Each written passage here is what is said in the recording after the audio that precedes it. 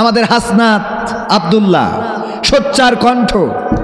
আমি নিজেই তার সাথে সাক্ষাৎ করেছি, দেখা হয়েছে। সে সমন্বয়ক হওয়ার আগেও আমার সাথে দেখা হয়েছে। বলল, কবির ভাই মনে আছে অমুক জায়গায় দেখা হয়েছিল 3 বছর আগে? আমি বললাম যে একটু একটু মনে পড়ে, তবে 3 বছর আগে যখন দেখা হয়েছিল তখন আমিও ছিলাম সিম্পল ম্যান, আপনিও ছিলেন সিম্পল ম্যান, জেনারেল ম্যান।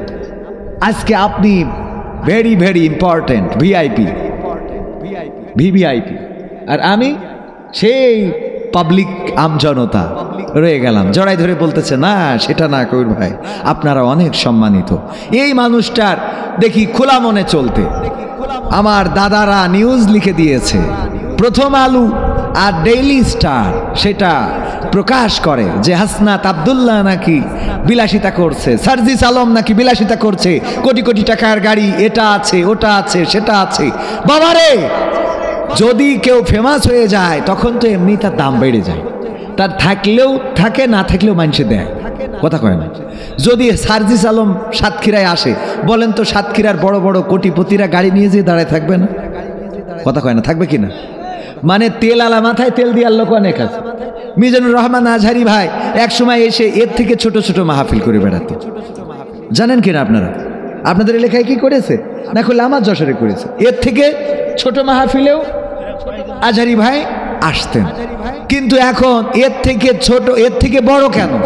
সাতক্ষীরাবাসী চেয়েও তার বেল পাবে না, কথা কয় না। কারণ যখন যে যতটুকু গুরুত্বপূর্ণ হয় এখন সে তখন তার তত দাম বেড়ে যায়। এখন আজহারি ভাই বই, ওই বইতে যদি বেদের মেয়ে জোসনার গানও লেখে তাও মানুষ কিনবে, কথা কয় না। আমাদের চরিত্রটাই এটা। কবির বিন সামাদের গতবারও এনেছে, এবারও এনেছে, কারণ কি? মোটামুটি হ্যাঁ, তার এখনো জনপ্রিয়তা আছে। তাই আগামীকালকে কিন্তু প্রধান বক্তা অন্য। আজকে প্রধান বক্তা কিডা? কবির বিন সামাদ। আগামীকালকে প্রধান বক্তা কে? হযরত মাওলানা খেচুড়ি রাহিমাহুল্লাহ। কে? আগামীকাল খেচুড়ি আছে না নাই? আমার দিন খেচুড়ি রাখে না, যে খেচুড়ি বাদেই লোক আসবে, বুঝেন? কালকে খেচুড়ি রাখছে যে লোক। কেন আমার খেচুড়ির দিন রাখলে অসুবিধা কিছু? ডেটটা তো আমার কাছ থেকে নিয়েছে, আমিও 2 প্যাকেট নিয়ে যেতে পারতাম, তাই না? এটা টিস্যুর বক্স রাখেন নাই, ঘাম টাম মস্ত ঘাম।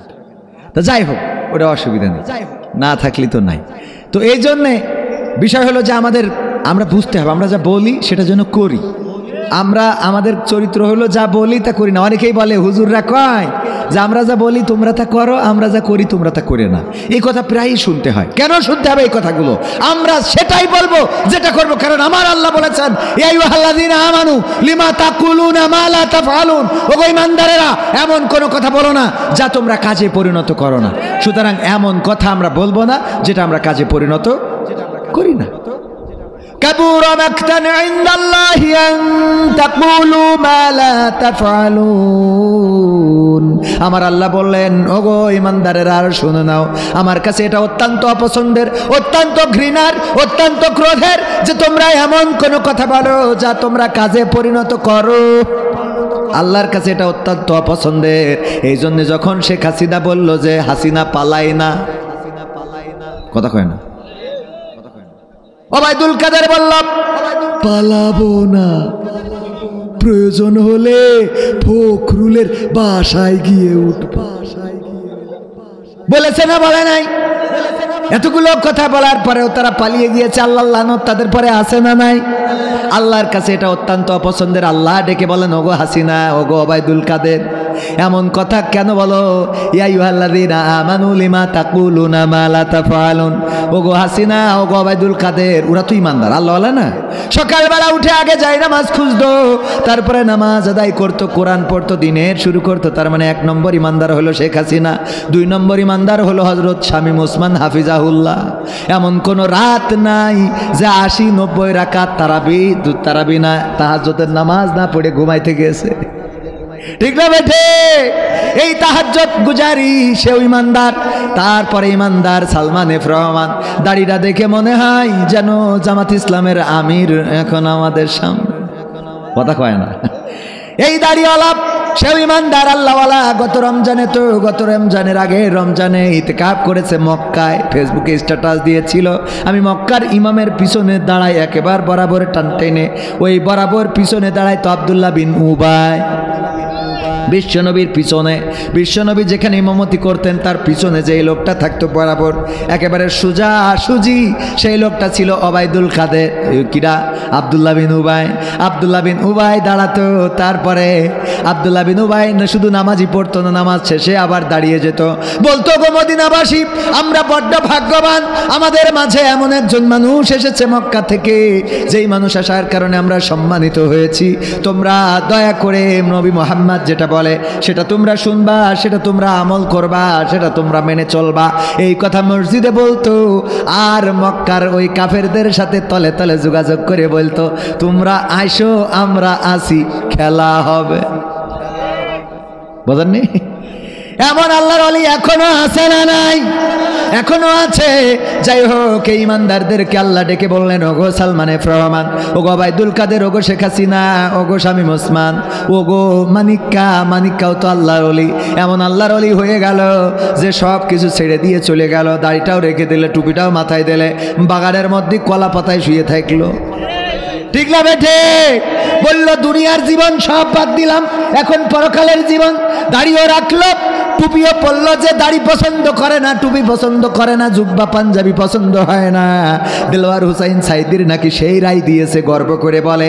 সেই লোকটাই আবার টুপিও পরলো, দাড়িও রাখলো, তারপরে যে বাগানের মধ্যেই বললো যে আর কোনো ঘরে থাকবো না, তশকের পরে নরম বিছানায় আর ঘুমাবো না, কম্বল দিয়ে আর মুড়ি দেব না। চলে গেল বাগানের মধ্যে কলা পাতায় শুয়ে রইল।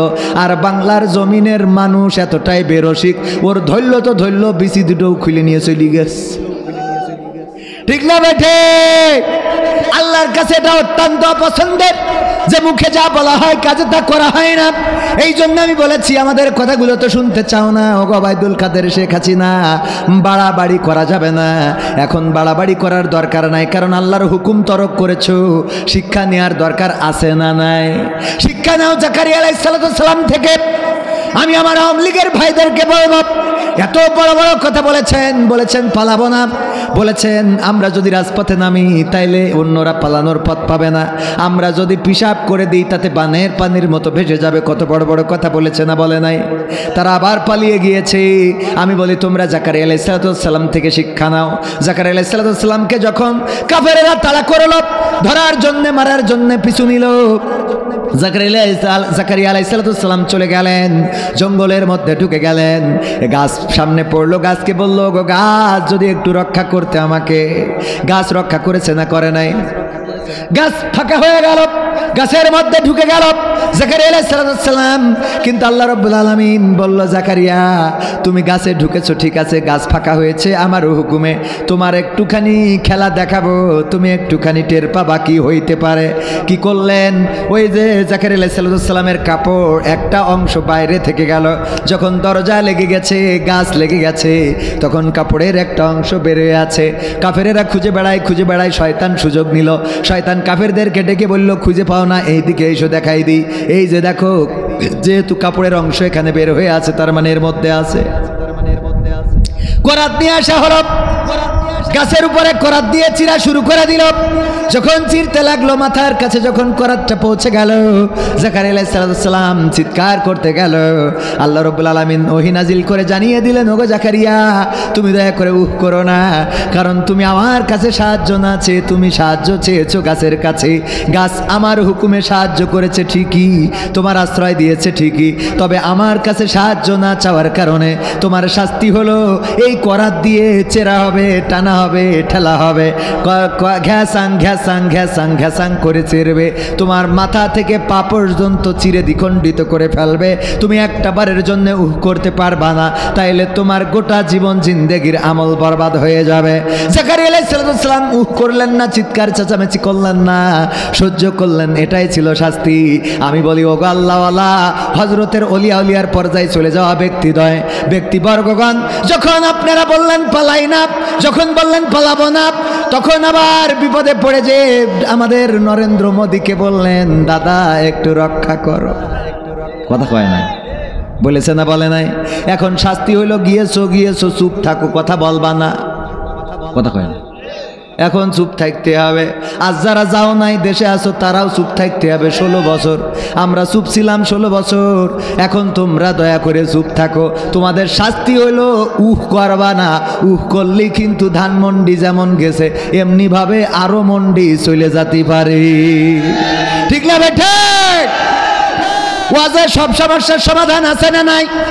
এখন চুপ থাকলেই কল্যাণ। কথা কয় না? কিন্তু চুপ না থেকে কয় দেখা হবে, আবার ফিরবো, আবার ফিরবাপ, বুবু ফিরবাপ। ওই যে আমার গোলাম রব্বানি ভাই সম্ভবত গায়, বুবু ফিরবা তুমি ফিরবা গো, ফিরে বুবু সিয়ার পাইবা না। বুবু আইবা তুমি আইবা রে, আইসা বুবু সিয়ার পাইবা না। এই চেয়ার আর পাওয়া যাবে না, কারণ এই চেয়ারের মালিক জনগণ। জনগণ যাকে পছন্দ করবে তাকে চেয়ারে বসাবে। ডক্টর ইউনূসকে জনগণ বসিয়েছে, ডক্টর ইউনূসও জানতো না সেই চেয়ারের একদিন মালিক হবে। কথা কয় না? আল্লাহ রাব্বুল আলামিন বলছেন যাকে চান তাকে ইজ্জত দান করেন, আর যাকে চান তাকে বেইজ্জতি করেন। দেখেন প্রমাণ আজকের জামানায় যদি এর পরেও প্রমাণ না খুঁজে পান তাইলে তার আর কি প্রমাণ দেব? যেই চেয়ারে বসে আমাদের নেত্রী শেখ হাসিনা বলেছিল পদ্মা সেতু থেকে টুস করে ফেলে দিতে হবে, যাকে পদ্মা সেতু থেকে টুস করে পদ্মায় সুবানি দিতে চেয়েছিল, আজকে সেই ব্যক্তিটাই ওই চেয়ারে। আর যেই চেয়ারের মালিক সে ছিল সেই চেয়ারে বসে তার আবার ফেরত আনার জন্য এই লোকটা আপিল করতেছে। ঠিক না বেঠি? নরেন্দ্র মোদীর কাছে দাবি জানিয়েছে যে দাদা আপনারা সব নিয়ে যান, আমাদের অসুবিধা নাই, কিন্তু এই দেশের উন্নয়নে যার এত ভূমিকা, পদ্মা সেতু করলো, মেট্রো রেল করলো, টানেল করলো, এক্সিভেটেড ওয়ে করলো, তারপরে এক্সপ্রেস ওয়ে করলো, তারপরে মসজিদ বানালো, মডেল মসজিদ বানালো, ঘরে ঘরে 10 টাকার চাউল খাওয়ালো। এত উপকার যেই নেত্রী করেছে ওই নেত্রীর আমাদের একটু লাগবে দিতে হবে। ঠিক না বেঠে? ডক্টর ইউনূস বলল আমাদের লাগবে উন্নয়নের জন্য, কিন্তু আমার দাদারা বলে অনেক সাধনার পরে আমি পেলাম তোমার দেখা, কেমন করে থাকবো আমি তুমি চলে গেলে একা। কথা কয় না? ওরা বলে ওরা নাকি আমাদের শুভাকাঙ্ক্ষী। আমি বলি যদি এত শুভাকাঙ্ক্ষী হও, জয়শঙ্কর বলল বাংলাদেশের অন্যান্য রাষ্ট্র যত কল্যাণ চায় তার থেকে বেশি কল্যাণ নাকি চায় আমাদের দাদারা। আমাদের সেটাও বিশ্বাস করতে হবে, আরে এর থেকে যোগ আর কিছু হতে পারে না। তোমরা যদি আমাদের কল্যাণ চাইতে তাইলে যেই দিন হাসিনা চলে গেল ওই দিন থেকে বাংলাদেশের মানুষের ভিসা বন্ধ হয়ে গেল। কেন? দেশের মানুষ কি অপরাধ করিস? কথা কয় না? দেশের ভিসা বন্ধ। যারা এই দেশে ঠিক মতো কামাতে পারে না ওরা ওখানে যেই কামায়। হুজুররা মা বাবারে, মানে এই দেশে অনেকের বাংলাদেশ থেকে ওই দেশে গেলে একটা দাওয়াত ভালো হয় যে বাংলাদেশ থেকে আগত দাদা, বাংলাদেশ থেকে এসেছে, দাদা বাংলাদেশ থেকে এসেছে, আমাদেরকে অনেক ভালো করে ওয়াজ শোনাবে। ঠিক না বেঠিক? দাম বাড়ে না কমে। দাদা বাংলাদেশ থেকে যাই হোক এখন সেই ভিসাগুলো আর আমাদের দেয় না। এরপরে দাদারা কি করে? বর্ডারে তো গুলি করে মারে তো মারে। কয়দিন আগে দেখলাম মুরা বাংলাদেশের নাগরিক মনে করে গুলি করেছে, করে লুঙ্গি খুলে দেখে এখনো নুনু কাটা হয়নি, মানে নিজের মাল। দেখেছেন কিনা পত্রিকায়? খুলি দেখে যে না এসে আগা কাটান, এখনো আকাটা। নিজেদের গায়ে নিজেরা গুলি করতে। আহারে এত শুভাকাঙ্ক্ষী এখন নতুন করে আমাদের ওই সীমানা ঘেঁষে পানি ঠেকানোর জন্য বাদ দিচ্ছে ডক্টর ইউনূস। আর ওদের দেশের প্রাদেশিক সরকার প্রতিনিধি পাঠাইছে, যাও বাদটা কেমন দিচ্ছে যাও দেখে এসো। এতদিন ছিল গোলাম গোলাম, ওরা যা বলতো তাই হইতো। আর এখন আমরা জনগণের সরকার প্রতিষ্ঠিত করেছি, জনগণ যা বলবে তাই হবে। দাদাদের সাথে আমাদের কোনো দ্বন্দ্ব নাই, কিন্তু বন্ধুত্ব হবে সমানে সমান। কথা কয় না। তোমরা একদিন মশারি টেঙাই দিবা, আমরাও একদিন দেব। তোমরা একদিন আমাদের জন্য রুটি বানাবা, আমরা তোমাদের একদিন রুটি বানাই দেব। তোমরা একদিন কল চেপে দিবা, আমরা তোমাদের কল চেপে দেবো। তোমরা এত বড় অফিসার হয়ে যাওনি যে প্রতিদিন শোয়ার সময় আমরা মশারি টেঙাই দেবো, আমরা কল চুপে দেবো, তারপরে গোসল করবা, আমরা রুটি বানাই দেবো, তারপরে আইসা করে কষি মারবা। সেটা আর হবে না, হবে সেটা আর হবে না। আর দাদাদের প্রেসক্রিপশনে বাংলাদেশ চলবে না, বাংলাদেশের জনগণ ঠিক করবে। বরং দাদাদের সুরে যারা কথা বলবে, এখন অনেকে আছে দাদাদের সুরে কথা বলে। দাদারা বলে যে এই দেশে নির্বাচন দিয়ে যে সরকার প্রতিষ্ঠিত হবে, সেই সরকার প্রতিষ্ঠিত হইলে সম্পর্ক ভালো হয়ে যাবে। এই কথা বলে তারা ডক্টর ইউনূসের মতো একজন প্রভাবশালী ব্যক্তিকে বাংলাদেশের ওই চেয়ার থেকে সরাতে চায়, আর কিছু দালাল বসিয়ে দিতে চায়। বলেন ঠিক কিনা? আর এই দালালরা ওই দেশ থেকে প্রেসক্রিপশন নিয়ে এসে খালি হাত দিয়ে গেলেও বলে নির্বাচন চাই, বেরোয় এসে বলে নির্বাচন চাই, খাতি বসে কয় নির্বাচন চাই। বউ যদি বলে তোমার চা দেবো না, কবি দেবো, কয় আগে নির্বাচন দাও। মানে কোনে নির্বাচন চাই সেটা ভুলে যাচ্ছে। বউর কাছে বলে যে বউ কয় এখন তোমাকে কি, হ্যাঁ, একটি মায়ের গান গাওয়ার জন্য অনুরোধ, হাত তুলে মা চাঁদ দেখাতে শোনাবো, সময়ের মধ্যে শোনাবো ইনশাআল্লাহ। শুনতে রাজি আছেন না নাই? এই যে নির্বাচন আমরাও চাই, বিএনপির ভাইয়েরা ভুল বোঝা যাবে না। জাসদ বাসদ হেফাজত যারাই আছেন আমরাও নির্বাচন চাই। এই দেশে নির্বাচনের সরকার প্রতিষ্ঠিত হওয়ার দরকার আছে। শেখ হাসিনা যদি ক্ষমতায় থাকতে পারতো, ছাত্ররা যদি রাস্তায় না নামতো, তাইলে 2028 সাল পর্যন্ত থাকতো। ঠিক না বেঠিক? 2028 41 তো আবার ভোট দিয়ে তারপর থাকতেই তো, ভোট না দিয়েও 28 সাল পর্যন্ত তো থাকতেই তো, কথা কয় না?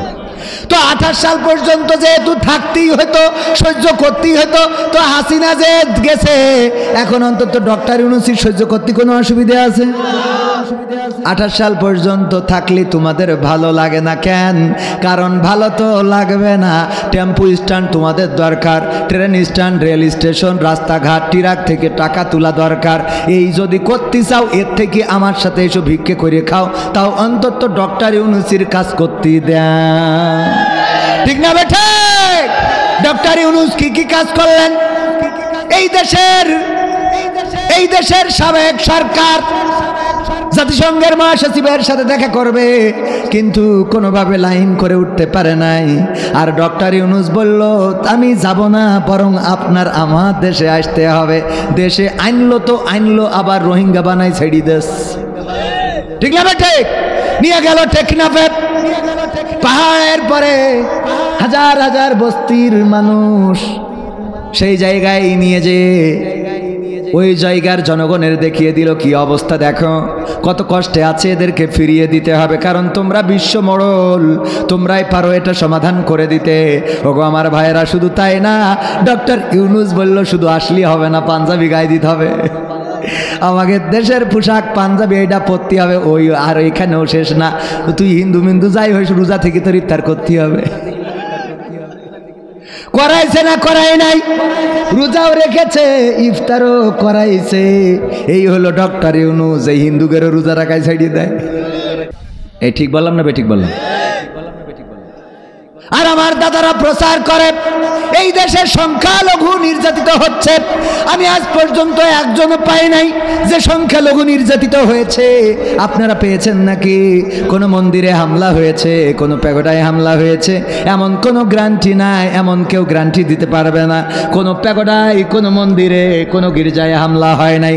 বরং এবার বিশ্বের ইতিহাসে প্রথম যে আলেম ওলামা, মুফতি মাওলানা, হাফেজে কোরআন, মুহাদ্দিস, ইসলামী আন্দোলনের নেতা কর্মীরা মন্দিরের সামনে যে পাহারা দিয়ে যখন ফজর হয়ে গিয়েছে, সেইখানে ফজরের নামাজ পড়ে তারপরে বাড়িতে গিয়েছে। বলেন ঠিক কিনা?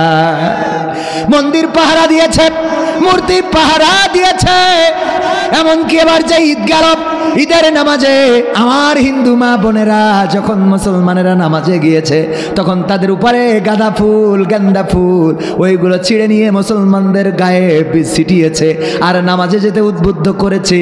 এই সৌহার্দ্যপূর্ণ সম্প্রীতির ঈদ আর পুজো এবারই প্রথম বাংলাদেশে হয়েছে। ঠিক না বেঠে? আর ওরা বলে এই দেশে সংখ্যালঘু নির্যাতিত হচ্ছে। আমি নাসিরউদ্দিন হজ্জার একটা গল্প আপনাদের শোনাতে চাই। একবার নাসিরউদ্দিন হজ্জা অনেক দিন ধরে গরুর গোশত খাওয়া হয় নাই, খুব কষ্ট করে 1 কেজি গরুর গোশত কিনে বাড়ি নিয়ে এসেছে। এসে স্ত্রীকে বলছে, বেগম রান্না করো, অনেক দিন ধরে গরুর গোশত খায় না, আজকে একটু মাখো মাখো করে রান্না খাবো। গরুর গোশত রান্না করতে দিয়ে কপোতাক্ষ নদীতে গিয়েছে গোসল করতে। বেগম সাহেবা রান্না করে 1 কান 2 কান করে টেস্ট করতেছে, করতে 1 কেজি গোশত শেষ মারা সারা, 1 কেজি গোশত শেষ।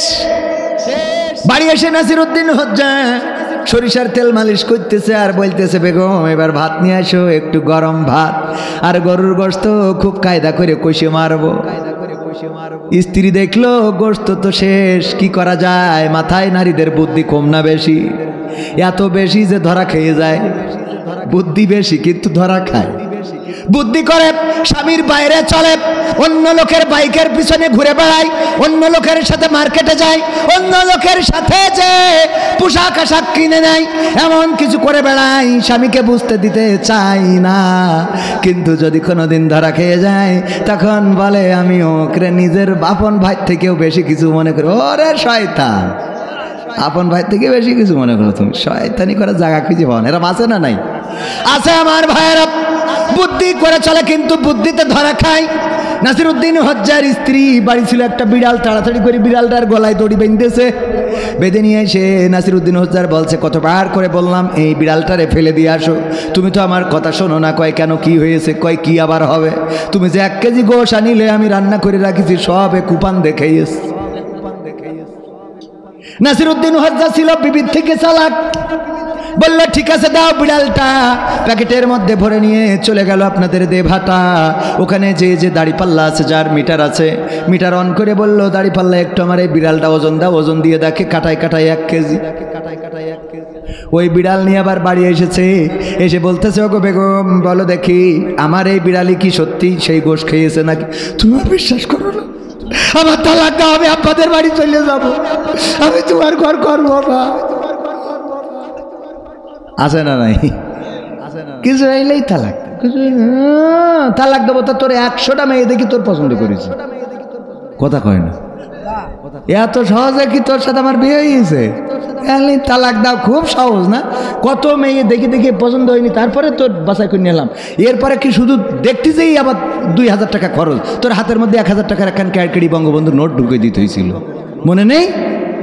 বিয়ে করতে যাই বাড়িতে যখন গাড়িতে উঠবো, গাড়ির ড্রাইভার দরজা লক করে বসে আছে, কে তা বাজে টাকা না দিলি খুলবো না। তাও চিন্তা করলাম, বউ যেহেতু আনতে হবে দিলাম। আবার ওখানে নামার সময় দরজা আটকে বসে আছে, কে তা বাজে দরজা বেরোতে দেবো না, কে তা বাজে টাকা না দিলি বেরোতে হবে। আবার সেখানে টাকা দিলাম। এরপরে মনে করলাম যাক, বাকি মনে হয় ফুলসিরাত পার হলাম, রাস্তা কিলে ওমা গেটে যেই দেখি টেবিল চেয়ার দিয়ে দুধ মূর্তি বসে আছে। ওয়েন কি এগুলো সোজা করতে হবে, রুমাল ভেজবে না নাকি, পড়বে না, কত কি ঘোল, তারপরে দুধ সব একসাথে ভাজায় থুয়েছে। ও দুধ ঘোল না কি যেন চুন, এরম ভাজায় রাখে না কি? একেবারে ফুলসিরাতের দিকে কঠিন পরীক্ষা। ওই চুন খেয়ে ফেললে তো নাড়ি ভুড়ি পুড়িয়ে সরকার হয়েছে। কত রিক্স নিয়ে দুধ বাছাই করে খাতি হয়েছে। তারপরে ফিতে কাটতে হবে, তাও সে কাউসি দেবে না, কে টাকা দিতে হবে। আবার টাকা দিলাম, দিয়ে মনে করলাম যাক ফকফকা ক্লিয়ার। যেই বইসি স্টেজে এবার বলতেছে, মাস্টার আব্দুল সামাদের ছেলে কবির বিন সামাদের সাথে তোমার বিয়ে হবে, উকিল পড়াচ্ছে। হঠাৎ করে উকিল ব্রেক কেন? টাকা না দিলেও আর কথা হবে না। আবার দিলাম টাকা, এই দিতে হয়েছে না হয়নি? টাকা দিলাম, দিয়ে বিয়েটা পড়াইলো ভালোভাবে। এইবার যাইয়ে দুইজনের একসাথে বসাবে। ওমা বসাবে, যাই দেখি আমার শালিরা দরজা আটকে দিল। যে ঘরে আমার বউ এত কষ্ট করে বিয়ে করলাম, ওই ঘরে দরজা ছিটকি। কে আমি বিয়ে করেছি তাকে শালিরা আছে দিলে ভাই, টাকা না দিলে রে শালা। আবার টাকা, আবার দিলাম। দেওয়ার পরে এবার যাইয়ে তাও বসাতে কি ভাই ঘাসি ঘাসি করে অল্প একটু হইলো। তারপরে ওখান থেকে বাড়ি গাড়িতে নিয়ে এসে এইবার বাড়িতে নামাবো, আবার গাড়ি ড্রাইভার আবার লক করবো। কতটা টাকা দিয়ে তারপরে তো নিয়ে আসে, কিছু হলেই কবিতা লাগবে মানে কি টানা করি ফেলার দরকার না, কথা কয় না। এই আপনারা এগুলো চিন্তা করেছেন কখনো? আর যারা এমনি ওই যে ফসাং করে একটা ধরে নিয়ে বিয়ে করে বসেন, ওইটা ভিন্ন কথা। ওগের ও বিয়েতেও টক নেই, তালাকেও টক নেই। ওগো আমার ভাইয়েরা, নাসিরউদ্দিন হজ্জার স্ত্রী বলতেছে আমারে তালাক দাও, চলে যাব, আমারে বিশ্বাস করো না তুমি। নাসিরউদ্দিন হজ্জা বলছে বিবি তোমার যদি বিশ্বাস না করতাম সংসারটা হইতো না, তোমারে তো বিশ্বাস করাই লাগবে। আমি তোমারে বিশ্বাস করি সংসার করার জন্যে, কিন্তু বেগম আমার একটা প্রশ্ন, সেটা হলো আমি এই বিড়ালটা নিয়ে গিয়েছিলাম দেভাটার বাজারে, ওজন দিলাম কাটায় কাটায় 1 কেজি। এখন আমার প্রশ্ন হলো এইটা যদি সেই বিড়াল হয় তাইলে আমার গোশত কই? আর যদি এইটা সেই গোশত হয় তাইলে আমার বিড়ালটা কই? বুঝেননি? কারণ এটা তো 1 কেজি, এইটা যদি গোশত হয় বিড়াল কই, আর এইটা যদি বিড়াল হয় তাহলে গোশত কই, এটা বুঝাইয়ে দাও। ও আমার ভাইয়েরা, আমার দাদারা বলল এই দেশে সংখ্যালঘু নির্যাতন হচ্ছে। আমরা গবেষণা করে দেখলাম প্রথম নির্যাতিত হয়েছে শেখ হাসিনা। সে এমন একজন পরিবারের সন্তান যেই পরিবার ইসলাম প্রচারের জন্য এসেছিল। এই দেশে ইসলামের জন্য অনেক কিছু করেছে, ইসলামিক ফাউন্ডেশন তার বাবার তৈরি করা, 560টা মসজিদ করেছে, মডেল মসজিদ প্রতিটা থানায় থানায় আছে। এত ইসলামের কাজ করেছে আল্লাহওয়ালা। এই আল্লাহওয়ালারে প্রথমেই আমাদের ছাত্র জনতা তাড়াইয়ে ওই পারে বর্ডারে পার করেছে। তাইলে আমার দাদারা বলল সংখ্যালঘু নির্যাতন হচ্ছে। আমরা দেখলাম যে শেখ হাসিনা, ওবায়দুল কাদের সেও তো আল্লাহওয়ালা, শামীম ওসমান তাহাজ্জুদ গুজারি, তারপরে যে সালমান এফ রহমান কাবা ঘরে ইতেকাফকারী, তারপরে ওই যে মানিক্কা সে তো একেবারে বনবাসে চলে গিয়েছিল দাড়ি টুপি নিয়ে, তারপরে ইনু মেনন ইরাও আবার পাগড়ি পরে হজ করতে গিয়েছিল, মনে আছে না নাই? যারা বামপন্থী দল করে তারাও উমরা করে এসেছে। তার মানে যারা নির্যাতিত গড়ে মিলে সব দেখলাম প্রথম সারির ইমানদার। এখন আমাদের প্রশ্ন হলো দাদারা বলে সংখ্যালঘু নির্যাতন হচ্ছে, এখন ইরা যদি ইমানদার হয় তাহলে সংখ্যালঘু কই? আর ইরা যদি সংখ্যালঘু হয় তাহলে আমার সেই আল্লাহওয়ালা গুলো কই? কথা কই না। নারায়ে তাকবীর, নারায়ে তাকবীর, আল কোরআনের আলো, আল কোরআনের আলো, নারায়ে তাকবীর। যাক, তাও ভালো, আলহামদুলিল্লাহ। আমার ভাইয়েরা, আমি পবিত্র কোরআনের ছোট্ট একটা আয়াতের অংশ তেলাওয়াত করেছিলাম, মনে আছে না নাই? ইয়া আইয়ুহাল্লাযীনা আমানু কু আনফুসাকুম ওয়া আহলিকুম নারা। আল্লাহ রাব্বুল আলামিন বললেন, ওগো ঈমানদারেরা তোমরা নিজের আগুন থেকে বাঁচো এবং তোমাদের আহাল বর্গকে বাঁচাও। আহাল কারা? এই যে আমাদের কলিজার টুকরা সন্তানগুলো আজকে টুপি মাথায় দিয়েছে, পাঞ্জাবি পরেছে, এইভাবে জুব্বা পরায়ে, টুপি পরায়ে, পাঞ্জাবি পরায়ে, দাড়ি রেখে, টুপি নামাজি করে মসজিদে দিয়ে কোরআন পড়ায়, এইগুলো করে যদি আমরা গড়ে যেতে না পারি, এই সন্তান যদি ফ্রি ফায়ার সন্তান হয়, পাবজি সন্তান হয়, টিকটকার সন্তান হয়, আর ওই যদি জুয়ারি সন্তান হয়, তাইলে এই সন্তান আমার আপনার জাহান্নামের কারণ হয়ে যাবে। আমরা নিজেরা অনেকে ইবাদত করি, আমার অনেক দাড়ি পাকা মুরব্বী আছে যারা মসজিদে যায়, কিন্তু তাদের নাতিরা নামাজ পড়ে না, কোনোদিন ডাকে না, এমন আছে না নাই? মসজিদের মুয়াজ্জিন মসজিদে আজান দেয়, অথচ মুয়াজ্জিনের ছেলে মসজিদে যায় না। উনি ডাক দিয়ে বলে হাইয়া আলাস সালাহ, হাইয়া আলাল ফালাহ, আসো নামাজের দিকে, আসো কল্যাণের দিকে, আস-সালাতু খায়রুম মিনান নাওম, নিশ্চয় ঘুম থেকে নামাজ উত্তম, এইগুলো বলে, অথচ নিজের সন্তান মসজিদে যায় না। ওই মুয়াজ্জিন কোনোদিন যে পা ঝাঁকি দিয়ে বলে না চলো নামাজে যেতে হবে। এই জাতীয় কাজ যারা করে তাদের ব্যাপারে আল্লাহ বললেন, ওগো ঈমানদারেরা তোমরা শোনো, নিজেরা খালি নামাজ পড়ো না, নিজেরা খালি ইসলামী আন্দোলন করো না, নিজেরা খালি দল করে বেড়ায় না, নিজেরা খালি দাড়ি পাল্লা করো না, হাত পাকা করো না। তোমরা যে ভালো কাজগুলো করো তোমাদের সন্তানদেরকে করাও, কারণ তোমরা নিজেদেরকে আগুন থেকে বাঁচাতে হবে এবং তোমাদের সন্তানদেরকে বাঁচাতে হবে। কারণ ওই আগুন এমন আগুন যে আগুনের ইন্ধন হবে, যে আগুনের খোরাক হবে মানুষ আর পাথর। ওগো আমার ভাইয়েরা, সেই আগুন থেকে বাঁচতে গেলে শুধু নিজে ইবাদত করলে হবে না, আমাদের আহাল বর্গদেরও বাঁচানোর দরকার আছে না নাই? আহালদার যদি বাঁচাতে হয়, এখনকার ছোট ছোট সন্তানগুলো এই ঈদের সময় দেখলাম, ওই যে শয়তানের কথা বলছিলাম, শয়তান যে ছেড়ে দেয়, মনের মধ্যে মনে হতো শয়তানকে ছাড়ে কিনা, আসলে সেইটা ঈদের দিন প্রমাণ পাইলাম। আমার যুবকেরা, আমার তরুণেরা, আমার কিশোরেরা, তারা রাজপথে, তারা রাস্তায়, তারা দোকানে, হাটে, মাঠে, ঘাটে, পার্কে এমন এমন কাজ করে বেড়ালো, আমার বোঝা হয়ে গেল যে আসলেই শয়তান আজকে ছাড়া পেয়েছি। ঠিক না বে ঠিক? চুলের কাটিং দেয়, কুত্তা কাটিং, কি কাটিং? কুত্তা কাটিং। তারপরে অ্যান্ড্রয়েড ফোন হাতে, ফোনের পাসওয়ার্ডগুলো এত শক্তিশালী যে ওই ফোন বারোই ভেঙে ফেলবেন, তারপরে পাসওয়ার্ড খোলা যাবে না। আছে না নাই? যদি কোনো স্বামীর ফোনের পাসওয়ার্ড জটিলপূর্ণ হয় তাইলে বুঝবেন এই স্বামী কিন্তু আর ওই স্ত্রীর একার নেই। আর যদি কোনো স্ত্রীর পাসওয়ার্ড যদি এরম জটিল হয় যে এটা স্বামী জানে না, বুঝবেন তাইলে স্ত্রী কিন্তু আপনার একার না। আই না আই রে, ঠিক না বেঠে?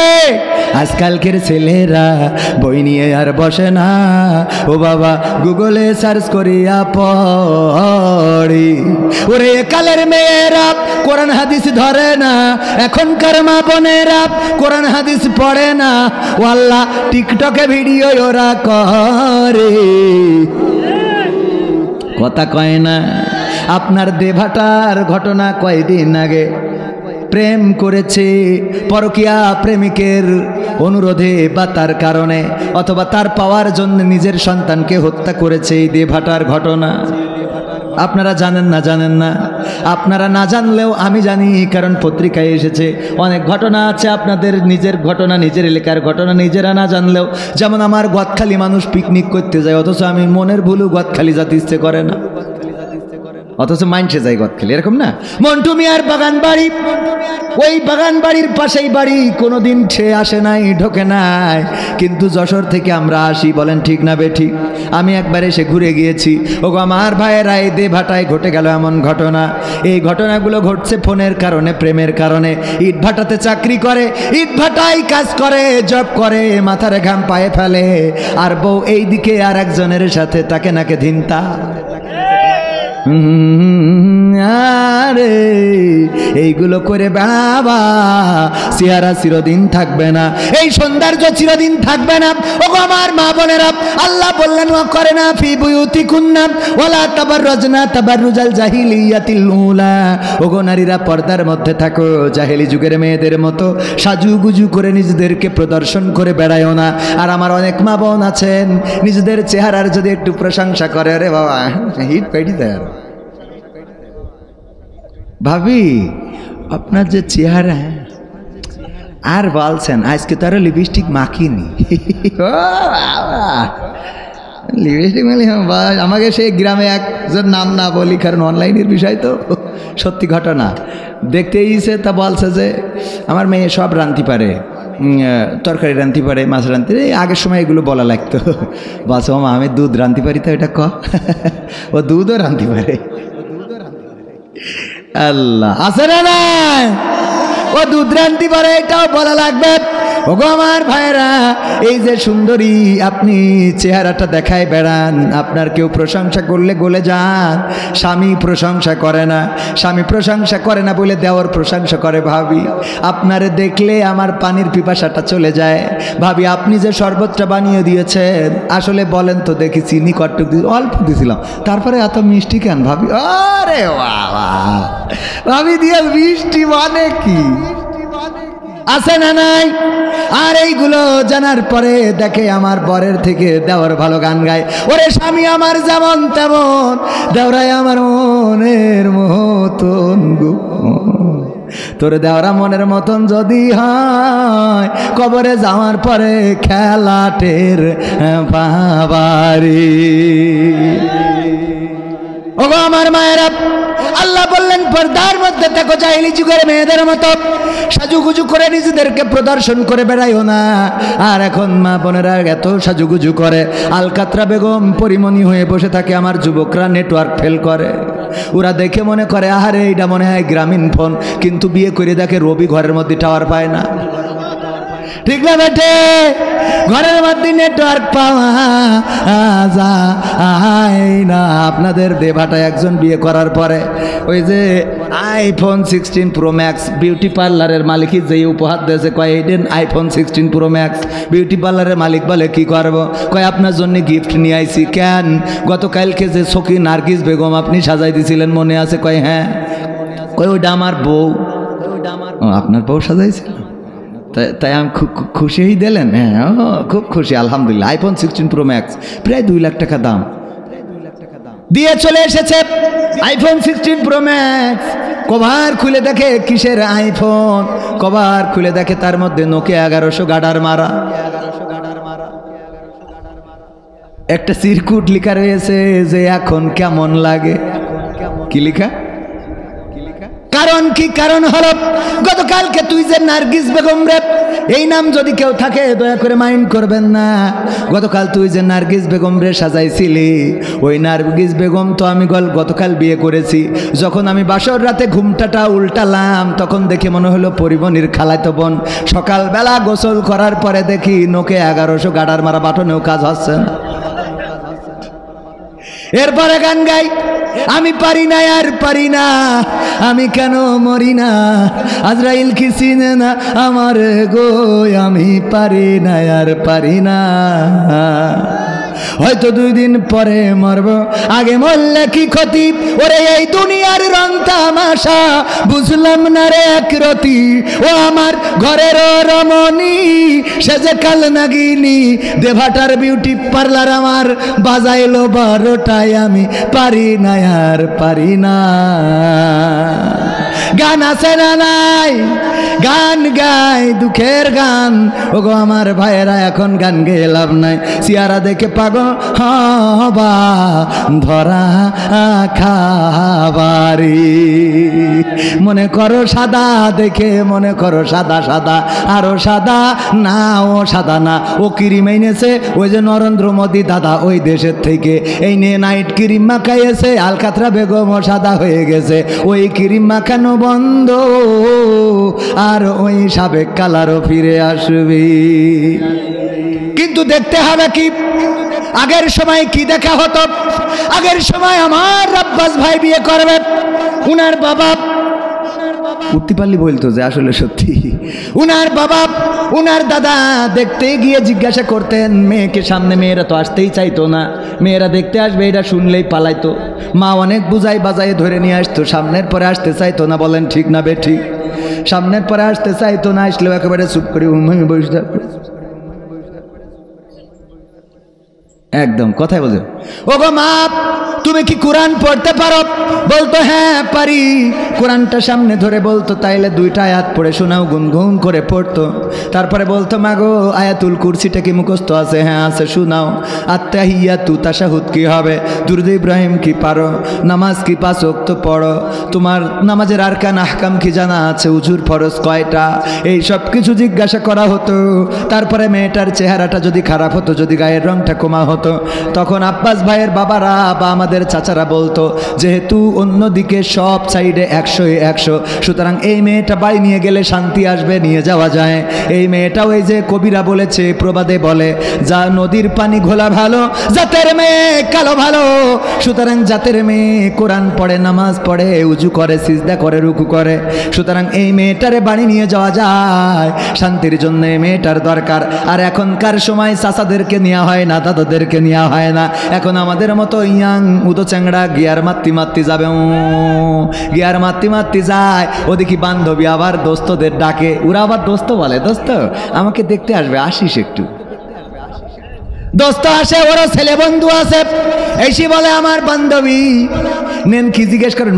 বন্ধুতেই হাজির করে, সামনে পরে নিয়ে আসে, বন্ধুতে নিয়ে এসে বলে আমার বান্ধবী। এ কি জিজ্ঞেস করবেন? করেন। কি আর জিজ্ঞেস করবে? আমাদের ওই যে যুবকরা, ওই যে আমার ভাইজান বলে যে আমি জিজ্ঞেস করি, তাহলে ভাবি আপনার টিকটকে এখন ফলোয়ার্স কত আছে? টিকটকে ফলোয়ার্স কত? ফেসবুকের রিলসের ভিউজ কেমন হয়? মাসে আর্নিংটা কেমন আসে? ইউটিউবের ভিডিও ক্রিয়েট করতে পারেন কি না? আপনি আমার ভাইয়ের সাথে কাপল ভ্লগ বানাইতে পারবেন কি না? কাপল ভ্লগ। হাই গাইস, হ্যাঁ কেমন আছো তোমরা? আমি না বলে আজকে লাইভে চলে এসেছি, তোমাদেরকে আমি সব দেখাবো আজকে। হ্যাঁ, আমার ওই যে পিছনে যে দাঁড়িয়ে আছে দেখছো, ওটা হলো আমার বাড়ির লোক আর কি, তোমাদেরকে দেখা। হ্যাঁ, কবির বিন সামাদ জয়েন করেছে। হাই, এর নাম কি ভ্লগ? কি ভ্লগ? কাপল ভ্লগ। কাপল ভ্লগ করে। এইগুলো করে আমার যুবকদেরকে নষ্ট করে, আর ও মনে মনে করে আমি কি বিয়ে করলাম রে।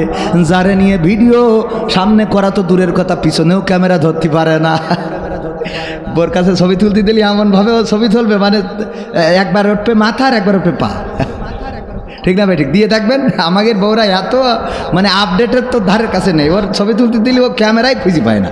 ছবি তুলেছে আমি দেখি যে কই ছবি কই, দেখি সব ওর ছবি। কেন মানে ও কাছে আমি তুমি বললি কেন টিপ মারতে মারিস, তো আমি টিপটা ক্যামেরা তো সামনের দিক রয়েছে, তো ওটা পিছনে দিবি না, ওই সামনের দিক মারি ওরটা তুলি বসে রয়েছে। এরকম আছে না নাই, যেখানে টিপার কথা খালি হয়ে নেই টিপতি থাকে। ওগো আমার ভাইয়েরা, আর এখনকার আপডেট মডেলের মেয়েরা, ওরা তো ওই স্বামীর পিছনে রাখে আর বলে হাই গাইস, আর ওইগুলো করে যুবকদেরকে নষ্ট করো। আর অনেক স্বামী আছে যারা তাদের স্ত্রীদের সামনে নিয়ে আসে, স্ত্রীরা ভিডিও বানায়। বন্ধুরা, আজকে এসেছি কোথা থেকে জানো নাকি?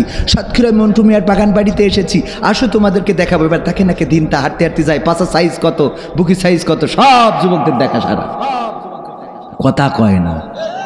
আর ক্যামেরা ধরে কিনা ওর সামনে। শয়তান, জাহান্নামে তুই যাবি, যা, এরও নিয়ে যাচ্ছিস, আর এ যাবে যাক, তুই ওর সাথে যাচ্ছিস, ঠিক না বে? ঠিক। সাতক্ষীরা এইগুলো নাই আছে, তাহলে কি ওয়াজ আরো চলবে নাকি? বলবো এগুলো? আয় হায়, এগুলো বলার দরকার আছে না নাই? সমাজ ঠিক করার জন্য আহালদেরকে ঠিক রাখার দরকার। আল্লাহ বললেন, ইয়া আইয়ুহাল্লাযীনা আমানু কু আনফুসাকুম ওয়া আহলিকুম নারা, ওগো ঈমানদারেরা, তোমরা নিজের আগুন থেকে বাঁচো, তোমাদের আহালদেরকে বাঁচাও। আহাল মানে আমার অধীনস্থ যারা, আমার স্ত্রী আমার আমানত। আমার স্ত্রীকে যদি মার্কেটে পাঠাই আর ওই মার্কেটে যদি আরেকজনের সাথে ঘষা খায়, তার জন্য আমার কৈফিয়ত দেওয়া লাগবে। আপনি মনে করেন না যে আপনি বেঁচে যাবেন। আপনার স্ত্রী যদি নামাজ না পড়ে, আপনার পরকালের ময়দানে হিসাব দিতে হবে। এই অশুনে যাওয়ার পরে একজন যে বলছে যে ওট বলছে, কেন বলছে নামাজ পড়তে হবে, কেন বলছে হুজুর বলেছে যদি স্ত্রী নামাজ না পড়ে তাহলে স্বামী জাহান্নামে যাবে। তা বলছে তাতে অসুবিধে কি? কয় অসুবিধে কি মানে? তুই যদি নামাজ না পড়িস আমি জাহান্নামে যাব, তোর জন্য আমার জাহান্নামে যাওয়া লাগবে, তুই কি আন্দাজ পাস? কয় তাতে অসুবিধা কি? কয় এখনো কয় অসুবিধা কি? স্ত্রী কয় তুমি তো নিজেও নামাজ পড়ো না। কয় আমি আমার জন্য জাহান্নামে যাব। ঠিক আছে, তোর জন্য যাবো কে? আমার জন্য যাবো, তা তোর জন্য নামাজ পড়। ভাইয়েরা আমার, এমন অনেক স্বামী আছে নিজেরা নামাজ পড়ে না কিন্তু স্ত্রীরা নামাজি বানাইতে চায়। নিজেরা সারাদিন ওই সিনেমার সামনে চায়ের দোকানে বসে বুবলি পরিমণি, কারিনা কাপুর, ঐশ্বরিয়া রায়, তারপরে রাশ্মিকা মান্দানা, তারপরে আরও যা আছে, নাম তো ভালোই মেলা কটা বললাম, এইগুলো দেখবে আর মনে করে আমার বউ বাড়ি লাইলাতুল কদরে সিজদায় পড়ে আছে। না না, ও কিন্তু শাকিব খান, শাহরুখ খান, ওমর সানি, রিয়াজ, তারপরে আরো যারা আছে তাদের পিছনে তাকে নাকে দিনতা, কথা কয় না। তুমি চায়ের দোকানে পরিমণিরে দেখবা থাইল্যান্ডের সাগর পাড়ে দৌড়াচ্ছে, আর মনে করবা স্ত্রী জাহান্নামে তাহাজ্জুদ পড়তে পারে না। ও তো পাগল হইলিও, ও দেখ শাকিব খানের পাছার সাইজ দেখছে। তুমি যদি মসজিদে যাও সকালবেলা উঠে যদি ফজরের নামাজে যাও, একদিন, 2 দিন, 3 দিন, তোমার স্ত্রীরে বলা লাগবে না, দেখবা তোমার স্ত্রীও যায় নামাজের পাটিতে বসে গেছে। তুমি যদি কোরআন তেলাওয়াত করো, তোমার স্ত্রীরে বলা লাগবে না, দেখবা তুমি কোরআন তেলাওয়াত যদি বেলা করে বাড়ি আসো, স্ত্রী জিজ্ঞাসা করবে এত দেরি হলো কেন মসজিদ থেকে ফিরতে? দেখো নামাজে এরপরে আমি একটু কোরআন তেলাওয়াত করি। স্ত্রী চিন্তা করবে আমার স্বামী যদি এত ব্যস্ততার মধ্যেও নামাজের পরে কোরআন তেলাওয়াত করতে পারে, তাইলে আমি কেন করব না? বাড়ি এসে দেখবেন যে আপনার স্ত্রীও যায় নামাজে বসে গুনগুন করে কোরআন তেলাওয়াত করে। আপনি যদি ভালো কাজটা করেন, স্ত্রী করবেন, কারণ ওরা হলো অবলা। কি বলা? অবলা। যাই করবেন, বাচ্চাদের দেখবেন যে যাই করেন। এই দেশের মানুষ বাংলা বলে কেন? কারণ ওর মা বাপ বাংলা বলে, বাবা বাংলা বলে, তাই। ভারতের মানুষ হিন্দি বলে কেন? ওর মা বাবা বাংলা হিন্দি বলে, তাই। ঠিক না বেঠিক?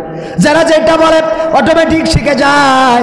আমার ভাইয়েরা, আমার যুবকেরা, তরুণেরা, বিয়ে করার আগে নিজেদের পরিবর্তন করো। তুমি যদি নামাজি হয়ে যাও, তোমার স্ত্রী অটোমেটিক নামাজি হয়ে যাবে। তুমি যদি রোজাদার হয়ে যাও, স্ত্রী অটোমেটিক রোজাদার হয়ে যাবে। তুমি যদি আল্লাহওয়ালা হয়ে যাও, স্ত্রী অটোমেটিক আল্লাহওয়ালা হয়ে যাবে। আর তুমি যদি গাঞ্জা মেরে বেড়াও, তাইলে তোমার স্ত্রী কিন্তু কবির বিন সামাদের নাম্বার খুঁজে বেড়াবে।